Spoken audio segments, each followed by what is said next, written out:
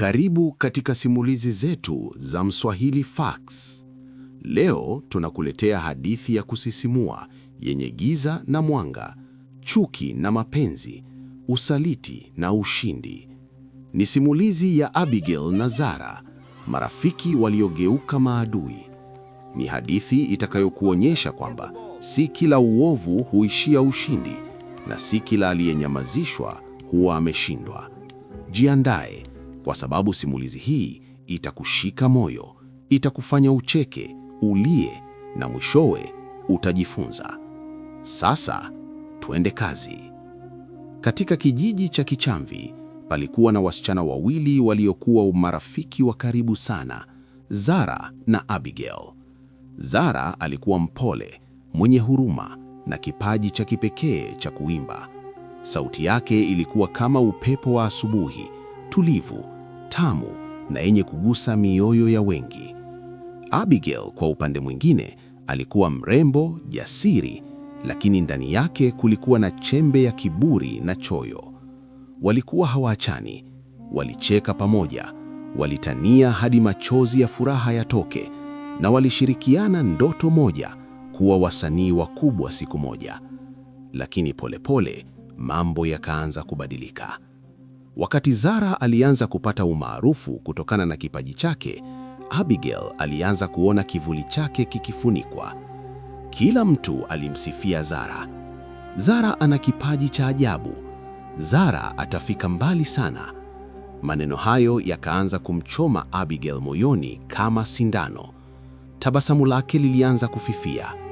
Usiku moja, akiwa peke yake, alitazama kioo na kusema kwa hasira iliyochanganyika na huzuni, "Kwa nini yeye? Kwa nini si mimi?" Chuki ilianza kukua ndani yake kama moto mdogo unaochochewa na upepo. Alianza kujitenga polepole. Tabasamu lake lilikuwa la kulazimishwa. Lakini Zara hakujua chochote. Aliendelea kumpenda rafiki yake kwa moyo wote. Siku moja, Zara alimwangamiza Abigail kwa furaha na kusema, "Tutafika mbali pamoja, sio?" Abigail alitabasamu kwa nje, lakini moyoni alisema, "Hapana, nitafika mbali bila wewe." Katika kijiji jirani kulikuwa na mwanamke aliyejulikana kama Mama Nyoka, mtu aliyedaiwa kuwa na nguvu za giza. Abigail, akiwa amesukumwa na choyo, chuki na kiburi, aliamua kumtafuta. Usiku wa manane, chini ya mwanga hafifu wa mwezi, alifika kwenye kibanda chake. Upepo ulivuma taratibu, kana kwamba unamuonya harudi. Moyo wake ulikuwa unadunda kwa hofu, lakini tamaa ilikuwa kubwa zaidi. Mama Nyoka alimwangalia kwa macho makali yaliyopenya hadi rohoni. "Unataka nini, mtoto?" Abigail akasema kwa sauti ya kutetemeka lakini yenye msimamo, "Nataka kuwa bora kuliko Zara, hata kama itamaanisha kumwangamiza." Kulikuwa na ukimya mzito uliojaa baridi. Kisha Mama Nyoka akacheka kicheko cha kutisha. "Kumbuka, nguvu za giza hazina rafiki.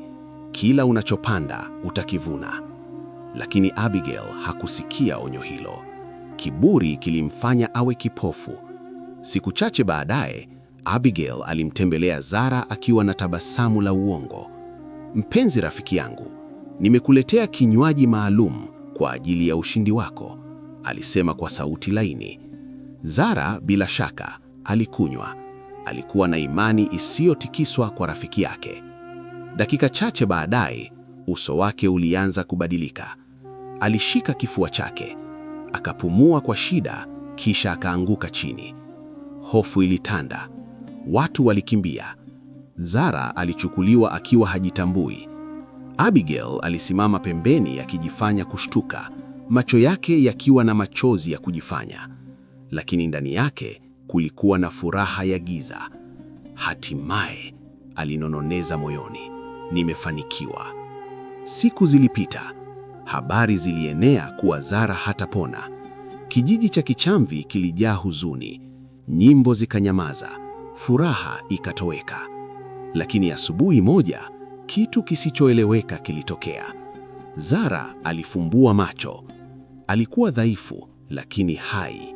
Na si hivyo tu, sauti yake ilibadilika, ikawa nzuri zaidi, yenye nguvu na hisia za kina. Watu walishangaa, furaha ilirudi kijijini, lakini Abigail alibaki kwenye hofu. Haiwezekani, alisema kwa mashangao yaliyokaribia wazimu. Kadri siku zilivyopita, mambo ya ajabu yakaanza kumtokea Abigail. Alianza kusikia sauti usiku. Aliona ndoto za kutisha, kivuli kikimfuata kila alipoenda. Alishtuka usingizini, akihehema kwa hofu. Sauti ilimnononeza, ulichopanda kinakufuata. Mwili wake ulianza kudhoofika, furaha yake ilipotea, uzuri wake ukaanza kufifia polepole. Kwa hofu alikimbia kwa mama nyoka. Nisaidie, tafadhali, alipiga kelele. Mama nyoka alimwangalia kwa utalivu usio na huruma. Nilikuonya, laana haina mwelekeo, hujua njia ya kurudi. Maneno hayo yalimchoma Abigail moyoni kwa hofu na majuto. Wakati huo huo, Zara alianza kupata kumbukumbu. Alikumbuka kinywaji, tabasamu la Abigail na macho yake. Moyo wake ulivunjika vipande vipande. Haiwezekani, alisema kwa huzuni, machozi yakimtoka. Lakini ukweli ulikuwa wazi. Siku moja, mbele ya kijiji chote, ukweli ulifichulika. Mashahidi walizungumza, ushahidi ukawekwa wazi. Abigail alisimama katikati ya watu, akitetemeka, macho yake yakiwa yamejaa hofu na aibu. Hakukuwa na mahali pa kujificha tena.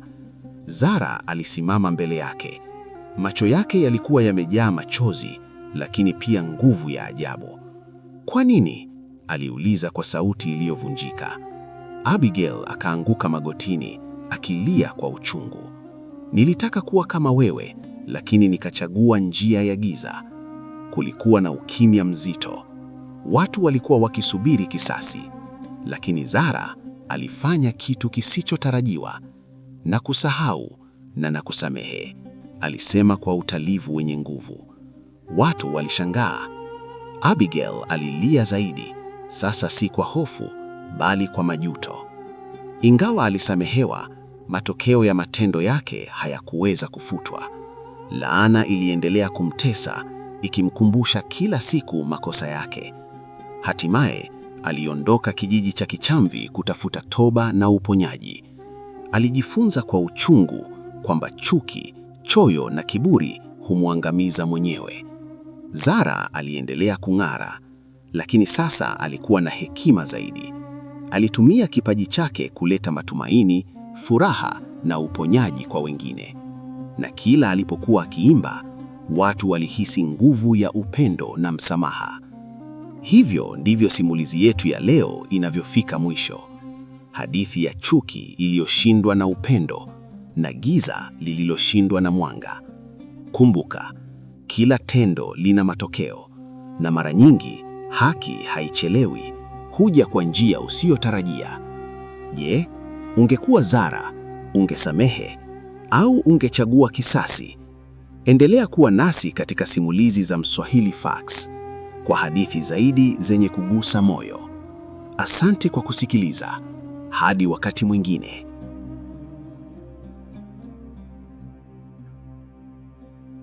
Kama unapenda hadithi tamu kama hizi, tafadhali niunge mkono kwa kusubscribe na kubonyeza kengele hapo juu. Hivi ndivyo unavyoweza kuwa wa kwanza kuzitazama kila zinapotoka. Mchango wako ni nguvu yangu, na bila wewe safari hii haiwezi kuwa ya maana. Asante kwa kuwa sehemu ya familia yetu ya hadithi.